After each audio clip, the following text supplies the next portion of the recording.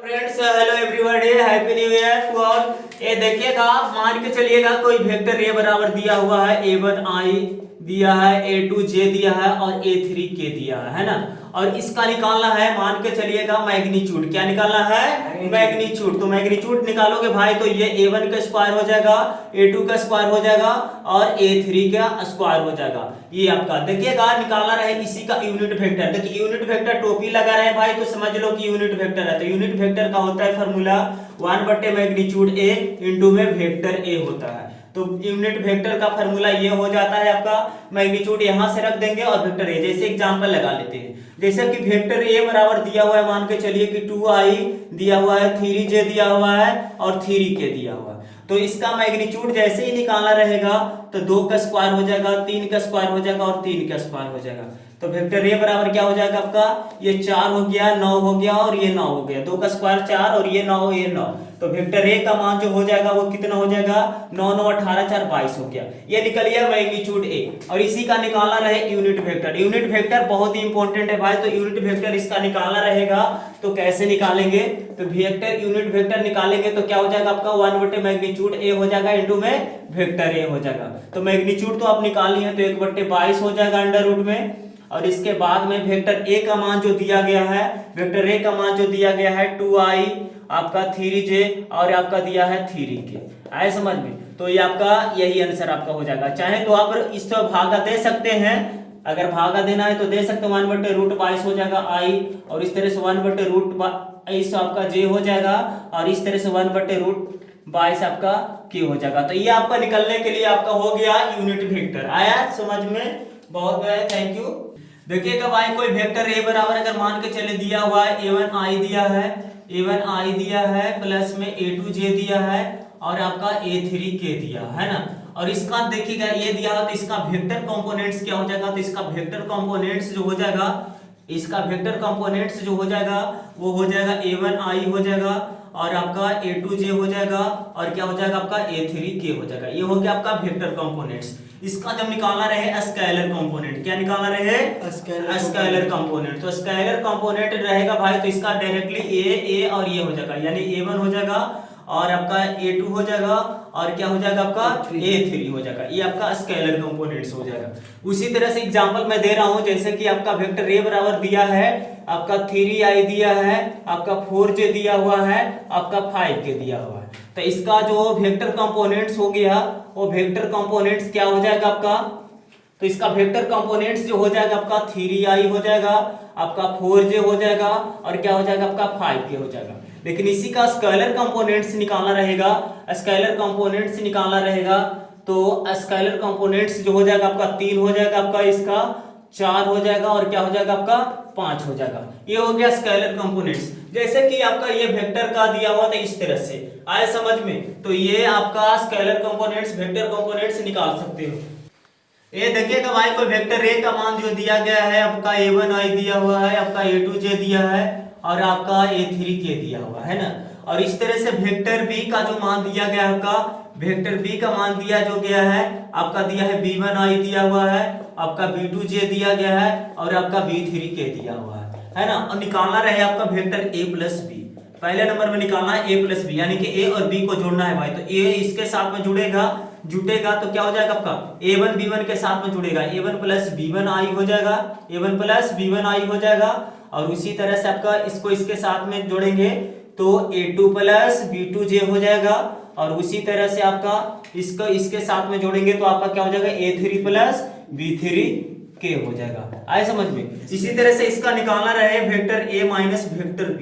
तो a और b का घटाएंगे भाई तो इसी तरह से इसको में से ये घटेगा a1 और ये आपका हो जाएगा b1i और इसी तरह से आपका a2 हो जाएगा माइनस b2j हो जाएगा और इसी तरह से आपका a3 माइनस b3k हो जाएगा। आए समझ में? एग्जांपल तौर पर आप देख सकते हैं भाई। तो एग्जांपल के तौर पर जैसे वेक्टर a बराबर दिया है 2i प्लस 3j और मान के चलिए दिया है 5k और वेक्टर b का मान जो दिया है आपका 3i दिया हुआ है और ये 4j दिया है और मान के चलिए 2k दिया हुआ है। तो वेक्टर a प्लस b का क्या मान हो जाएगा, वेक्टर a प्लस b का क्या हो जाएगा, तो 2 में 3 जोड़ देंगे तो 5i हो जाएगा और सॉरी हाँ वेक्टर a प्लस बी दिखाना है तो क्या हो जाएगा 2 में 3 जोड़ देंगे 5i हो जाएगा और ये जोड़ देंगे तो 7j हो जाएगा और उसी तरह से ये जोड़ देंगे तो 7k हो जाएगा। तो ये निकल गया किसका a प्लस बी का पहला नंबर। दूसरी नंबर में a माइनस बी, तो 2 में से 3 जाएगा तो क्या बचेगा भाई 2 में से 3 जाएगा तो बचेगा माइनस में, तो माइनस आई हो जाएगा और प्लस में इसको में से ये घटाएंगे तो क्या हो जाएगा 3 में से 4 घटेगा तो माइनस में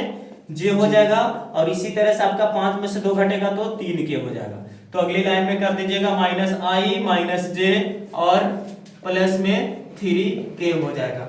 आए बात समझ में?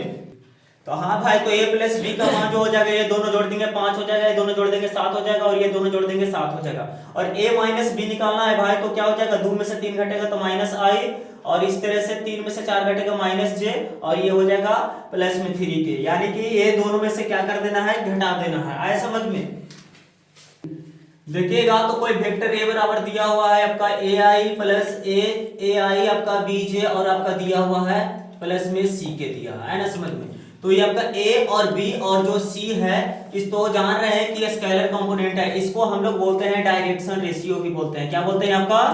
डायरेक्शन रेशियो भी बोलते हैं इसको, डायरेक्शन रेशियो होता है। तो ये आपका ये तीनों जो क्या डायरेक्शन रेशियो अनुपात होता है सर, रेशियो मतलब अनुपात। हाँ रेशियो मतलब है आपका डायरेक्शन रेशियो हो गया आपका ये अनुपात हो जाता है, समझ में? दिशा अनुपात हो जाएगा। तो कौन कौन से डायरेक्शन में जाए, जैसे कि आपका हो गया भाई तो ये आपका डायरेक्शन जो हो गया इस तरह से आई हो गया और ये आपका जे हो गया और ये आपका के हो गया। तो ये आपका इस कंडीशन में कितना मात्रा गया है तो देखिए आई में, तो आई में कितना गया है ए, तो इधर गया है ए और इसी तरह से बी में कितना गया है तो ये बी गया और इस तरह से आपका सी में गया है। आई बात समझ में? तो देखिएगा तो ये हो गया डायरेक्शन रेशियो। तो डायरेक्शन रेशियो जैसे एग्जांपल दिया है वेक्टर r बराबर दिया है 2i प्लस में 3j और दिया है आपका प्लस में 4k दिया है। तो आपका डायरेक्शन रेशियो जो हो जाएगा डायरेक्शन रेशियो DRS लिख देंगे है ना, DRS जो मैथ में लेते हैं। तो डायरेक्शन रेशियो हो जाएगा 2 हो जाएगा 3 हो जाएगा और कितना हो जाएगा 4। यानी कहने का मतलब है कि आई डायरेक्शन में ये जैसे दिया गया है भाई तो ये आई डायरेक्शन में 2 गया और ये आपका इस डायरेक्शन में 3 गया और इस डायरेक्शन में 4 गया। आया समझ में? इधर आपका आई और ये आपका जे और ये आपका के। आई बात समझ में? तो ये हो गया डायरेक्शन रेशियो। लेकिन इसी का निकालना रहता है भाई डायरेक्शन कोसाइन, इसी का निकालना रहता है डायरेक्शन कोसाइन। तो डायरेक्शन कोसाइन निकालेंगे तो कैसे निकालेंगे, जैसे कि भाई कोई वेक्टर, तो डायरेक्शन कोसाइन मैं सिखा रहा हूं आपका। जैसे वेक्टर a बराबर दिया हुआ है आपका, मान के चलिए a1i दिया हुआ है आपका, a2j दिया है और आपका a3k दिया हुआ है ना। जैसे कोई वेक्टर a बराबर दिया हुआ है तो इसका निकालना है हमको डायरेक्शन। पहले निकालिए इसका डायरेक्शन रेशियो निकालिए। पहले सबसे पहले डायरेक्शन रेशियो निकालेंगे तो डायरेक्शन रेशियो क्या हो जाएगा आपका a1 हो जाएगा, a2 हो जाएगा और क्या हो जाएगा आपका a3 हो जाएगा। आए समझ में? इसका निकालना रहे डायरेक्शन कोसाइन। क्या निकालना रहे? डायरेक्शन कोसाइंस निकालना रहेगा। तो कैसे निकालेंगे? तो डायरेक्शन कोसाइंस को हम लोग सूचित करते हैं एल से, एम से और एन से। क्या चीज से? एल एम एन से।